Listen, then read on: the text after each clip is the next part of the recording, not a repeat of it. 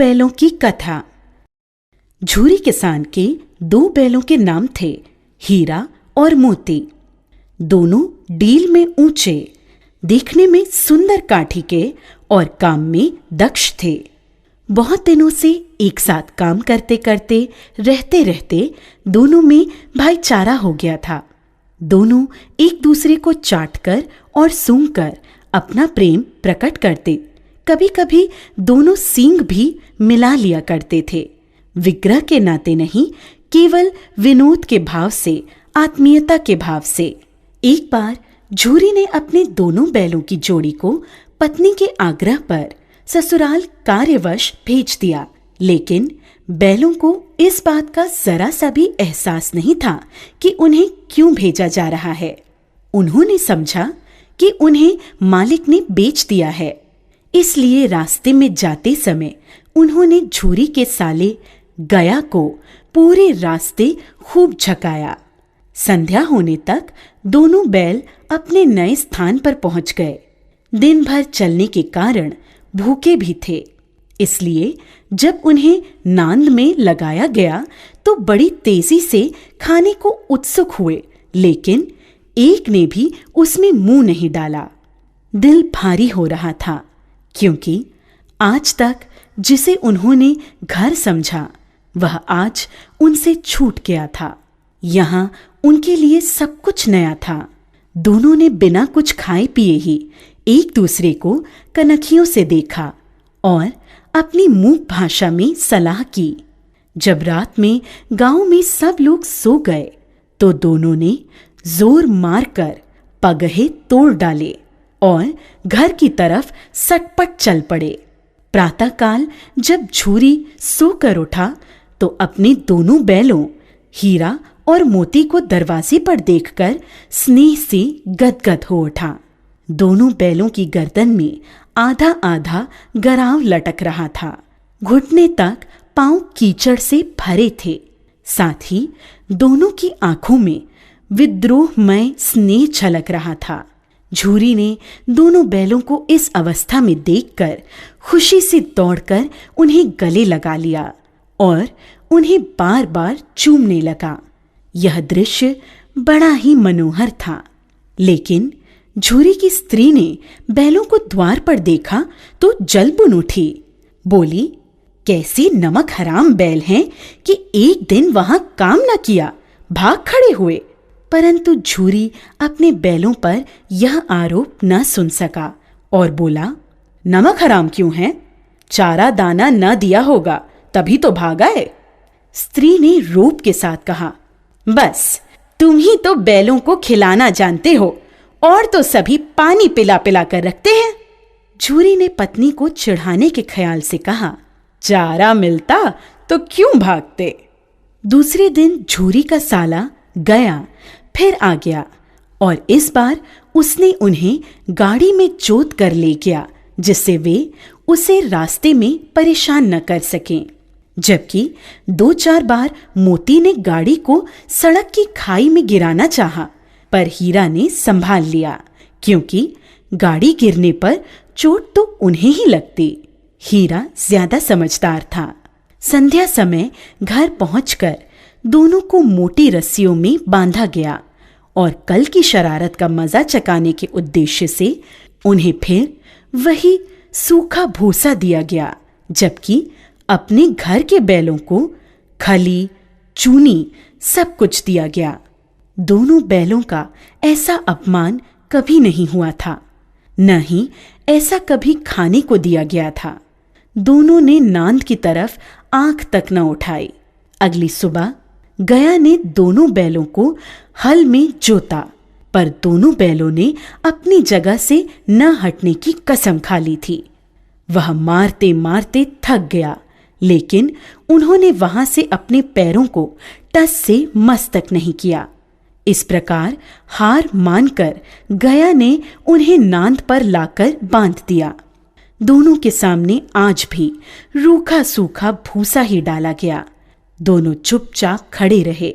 घर के लोग अभी भोजन कर ही रहे थे कि एक छोटी सी लड़की घर से 2 रोटियां लेकर निकली और दोनों के मुंह में देकर चली गई। उस रोटी से उनकी भूख तो शांत होने वाली नहीं थी, लेकिन मानो दोनों के हृदय को एक अलग प्रकार की शांति मिली। धीरे धीरे 2-4 दिनों में उस छोटी सी लड़की जो भौरी की थी, जिसकी माँ मर चुकी थी, सौतेली माँ उसे हमेशा मारती रहती थी, से दोनों की आत्मीयता बढ़ गई। दोनों दिन भर जोते जाते, डंडे खाते और शाम को थान पर बांध दिए जाते और रूखा सूखा भूसा डाल दिया जाता। बस रात को वही बालिका लड़की उन्हें रोटियां खिला जाती। उससे उनकी दोस्ती हो गई थी। एक रात दोनों ने वहां से भागने की योजना बनाई। रात को जब लड़की रोटियां खिलाकर चली गई तो दोनों रस्सियां चबाने लगे, पर रस्सी मोटी होने के कारण मुंह में न आती थी। बेचारे बार बार जोर लगाकर रह जाते थे। तभी उन्होंने देखा कि घर का दरवाजा खुला और वह लड़की उनके सामने आ खड़ी हुई। दोनों सिर झुकाकर उसके हाथ को चाटने लगे। उसने दोनों के माथे पर हाथ फेरा और बोली, खोल देती हूँ तुम दोनों को, चुपके से भाग जाओ, नहीं तो यहाँ के लोग तुमसे काम करवा करवा कर मार डालेंगे। उसने दोनों के गराव खोल दिए और भागने का इशारा किया, पर दोनों चुपचाप खड़े अभी सोच रहे थे कि हमारे भागने पर इस बच्ची पर आफत न आ जाए। तभी वह चिल्ला पड़ी, दोनों फूफा वाले बैल भागे जा रहे हैं। ओ दादा, दोनों बैल भागे जा रहे हैं, जल्दी पकड़ो। यह सुनते ही दोनों वहां से भाग निकले। गया घबराकर घर से बाहर आया और भागते हुए बैलों का पीछा करने लगा। दोनों बैलों ने भागने के चक्कर में इतना भी ध्यान नहीं रखा कि वे रास्ता भूल गए थे और भूख से व्याकुल हो रहे थे। अभी उन्होंने आजादी की सांस भी पूरी तरह नहीं ली थी कि देखा, अरे यह क्या, कोई सांड दौड़ता चला आ रहा है। सांड भी हाथी की भांति विशाल काय था। उससे भागना भी कायरता ही थी। सो दोनों ने उससे सामना करना ही उचित समझा। ज्यों ही सांड हीरा पर झपटा, मोती ने पीछे से उसे दौड़ाया। सांड जब उसकी तरफ मुड़ा तो हीरा ने उसे रगेदा। इस प्रकार सांड ने झल्लाकर हीरा का अंत करने की सोची। तभी मोती ने बगल से आकर सांड की पेट में सींग भोंक दी। अचानक हमले से घबराकर सांड घायल होकर गिर पड़ा। तब दोनों मित्र विजय के नशे में उसे छोड़कर झूमते हुए आगे निकल गए। दोनों को लड़ने के कारण भूख लग रही थी। तभी उन्हें मटर का खेत सामने दिखा। मोती उसमें घुस गया। हीरा मना करता रहा, लेकिन उसने एक न सुनी। उन्होंने अभी 2-4 ग्रास खाए थे। तभी 2 आदमी लाठियां लिए दौड़ पड़े। दोनों मित्र दलदल में फंसने के कारण भाग न सके।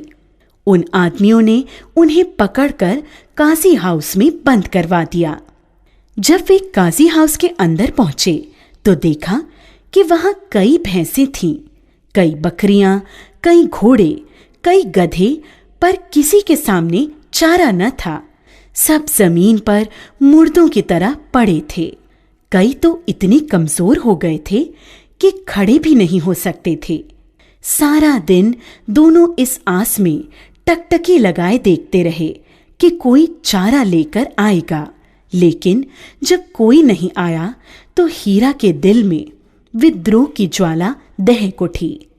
मोती से बोला, अब तो नहीं रहा जाता मोती, चलो यहां से भागने का कोई उपाय निकाला जाए। बाड़े की दीवार कच्ची थी। हीरा मजबूत तो था ही, रात का वक्त था। उसने अपने नुकीले सींग दीवार में गड़ा दिए और जोर का धक्का मारा तो मिट्टी का एक चिप्पड़ निकल आया। फिर तो उसका साहस बढ़ा और उसने दौड़ दौड़कर दीवार पर चोटें की। उसका साहस देखकर मोती ने भी उसी जगह सींग मारना प्रारंभ किया। काफी मेहनत के बाद आधी दीवार गिर गई। दीवार का गिरना था कि अधमरे से पड़े हुए सभी जानवरों में भी जान आ गई। सबसे पहले 3 घोड़ियां सरपट भागीं, फिर बकरियां निकलीं, उसके बाद भैंसें भी खिसक गईं, पर गधे अभी ज्यों के त्यों खड़े थे। मोती ने उन्हें भी सींगों से मार मार कर बाड़े से बाहर निकाल दिया और अपने मित्र हीरा के पास बैठ गया, क्योंकि हीरा मोटी रस्सी से बंधा होने के कारण भाग नहीं सकता था, इसलिए मोती भी नहीं भागा। अगले दिन बाड़े की हालत देखकर वहां के चौकीदारों ने गुस्से में आकर हीरा और मोती की जमकर पिटाई की। अब उन्हें खाने को भी कुछ नहीं दिया जाने लगा। कुछ दिन इसी तरह बिताने पर एक दिन नीलामी हुई और उसमें एक व्यापारी ने दोनों बैलों को खरीद लिया। दोनों मित्र उस व्यापारी के साथ चल दिए। चलते चलते सहसा दोनों को ऐसा मालूम हुआ कि यह परिचित राह है। हाँ, इसी रास्ते से गया उन्हें ले गया था। वही खेत, वही बाग और वही गांव मिलने लगे। प्रति क्षण उनकी चाल तेज होने लगी। सारी थकान, सारी दुर्बलता गायब हो गई। उन्हें लगा कि यहां से अब उनका घर भी पास ही है, सो उन्होंने थोड़ी और फुर्ती दिखाते हुए घर के रास्ते की तरफ भागना शुरू किया और जब तक अपने घर के थान पर नहीं पहुंच गए, रुके नहीं। व्यापारी भी उनके पीछे पीछे भागता आ रहा था। झूरी द्वार पर बैठा धूप खा रहा था और अपने बैलों के बारे में ही सोच रहा था। एकाएक उसकी नजर अपने बैलों पर पड़ी। वह खुशी से दौड़कर उनके पास पहुंचा और उन्हें बारी बारी से गले लगाने लगा। दोनों बैलों की आंखों में आनंद के आंसू बहने लगे। एक छुरी का हाथ चाट रहा था तो दूसरा उसका पैर। तभी व्यापारी आ पहुंचा। उसने छुरी से कहा, ये मेरे बैल हैं, मैं इन्हें नीलामी कराकर ला रहा हूं। अभी वह बातें कर ही रहा था कि मोती ने उसकी ओर सींग चलाया। व्यापारी पीछे हटा तो मोती ने उसे दौड़ा लिया और तब तक दौड़ाता रहा जब तक व्यापारी गांव से बाहर नहीं निकल गया। फिर मोती विजयी सूर की भांति वापस स्थान पर अपने मित्र हीरा के पास आ गया। थोड़ी देर में नांदों में खली, भूसा, चोकर और दाना भर दिया गया। दोनों मित्र बड़े चाव से उसे खाने लगे। झूरी खड़ा दोनों को सहला रहा था और उनकी शारीरिक कमजोरी को देखकर मन ही मन व्यथित भी हो रहा था। तभी झूरी की पत्नी ने भी आकर दोनों के माथे चूम लिए। प्रेमचंद।